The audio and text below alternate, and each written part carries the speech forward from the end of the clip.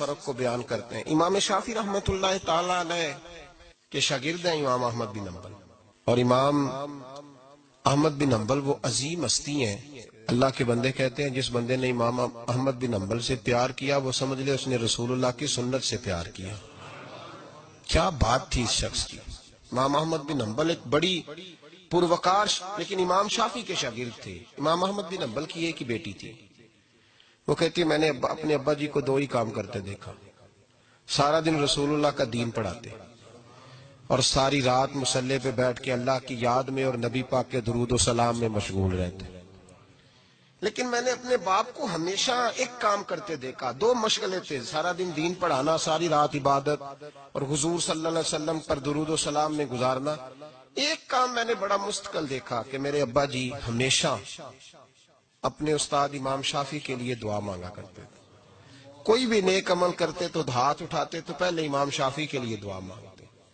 اور بچی چھوٹی سی تھی، ابھی اس کی عمر اتنی نہیں تھی کہ بالغ ہو سکے، تو وہ کہتی ہے میں اکثر سوچا کرتی تھی کہ آخر وہ کتنا بڑا شخص ہے کہ جس کے لیے میرا والد، میں بیٹی ہوں، میرے لیے دعا بعد میں مانگتا ہے، اور ان کے لیے پہلے وہ کتنا بڑا شخص ہے۔ امام احمد بن حنبل رحمۃ اللہ علیہ بغداد میں رہتے تھے، امام شافعی قاہرہ میں رہتے تھے، اور مہینوں کا سفر تھا، ممکن ہی نہیں تھا آنا جانا، ممکن ہی نہیں تھا۔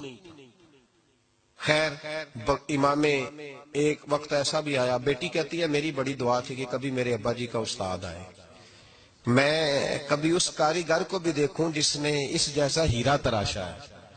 دل کرتا تھا میں اس معمار کو بھی دیکھوں جتنے اتنے خوبصورت نقش و نگار والی عمارت بنائی ہے، میں اسے تو دیکھوں، دل بڑا کرتا تھا، میں دعا مانگتی تھی۔ خیر ایک دن امام شافعی کا خط آ گیا، کہنے لگے احمد بن حنبل مجھے پتہ چلا ہے بغداد میں ایک محدث رہتے ہیں جو بڑے بوڑھے ہیں اور ان کے پاس نبی پاک کی ایک حدیث ہے، تو میں چاہتا ہوں کہ میں جلدی جلدی بغداد آؤں اور آ کے ان سے وہ حدیث حاصل کروں، وہ سنوں۔ روایت حدیث بہت بڑا مرتبہ ہوتا ہے۔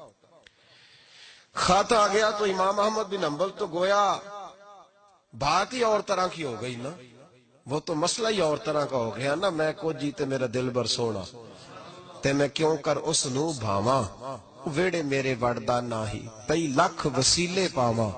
آج جب پتا چلا نا تو حال بدل گیا، وہ تو وجد کرنے لگے امام احمد، بیٹی سے کہنے لگے بیٹی تیاری کر لے، ہر چیز نہیں ہونی چاہیے، میں تیرے ساتھ لگتا ہوں، صفائیاں مل کے کریں گے، آج رانائیاں بکھریں گی، جب وہ آئے گا تو پھر دیکھے گی دنیا کہ کس طرح کسی نے کسی کی عقیدت کی ہے۔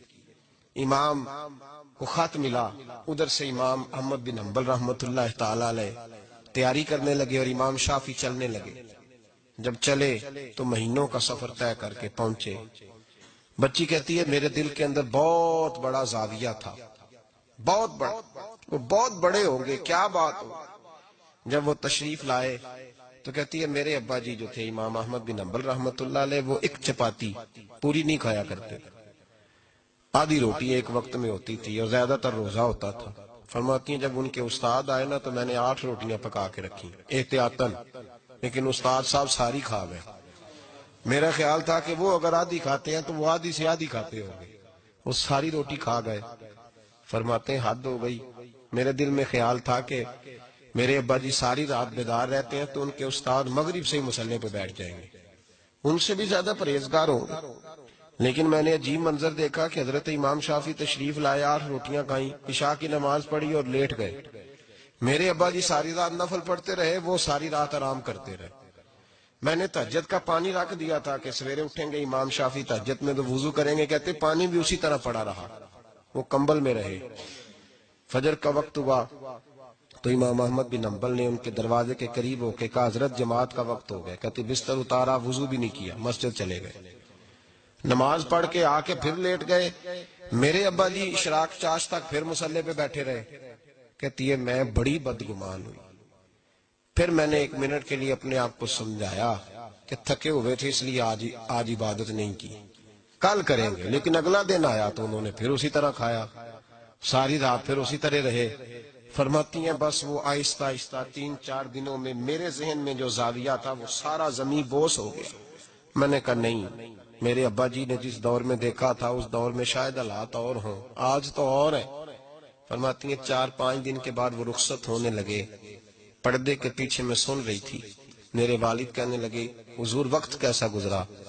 کہنے لگے یار تجھے کیا بتاؤں، 2-3 مہینے رستے میں آیا ہوں تو بچ بچ کے جان بچانے کے لیے 2-4 لقمے کھاتا رہا ہوں، پتہ نہیں لوگوں کا رزق کس طرح کا تھا، پتہ نہیں جانور بھی صحیح ذبح ہوئے تھے کہ نہیں ہوئے تھے۔ جب تیرے دسترخوان پہ آیا ہوں تو میں نے تجھے سینچا ہے، سوارا ہے، مجھے پتا ہے تو ایک لقمہ بھی حرام نہیں رکھ سکتا، اور میں نے تیرے لنگر سے نور نکلتے دیکھا ہے، اور یہ وہ والا کھانا ہے جو اندر جا کے بوجھ نہیں بنتا، نور بنتا ہے، اس لیے میں تیرے رزق کو نور سمجھ کے کھاتا رہا ہوں، زندگی بھر کبھی 2 اکٹھی نہیں کھائیں، پر یہاں 8-8 روٹیاں کھاتا رہا ہوں، یہاں اپنے گھر میں یا تیرے گھر میں، ورنہ رستے میں تو میں بڑا پریشان رہا۔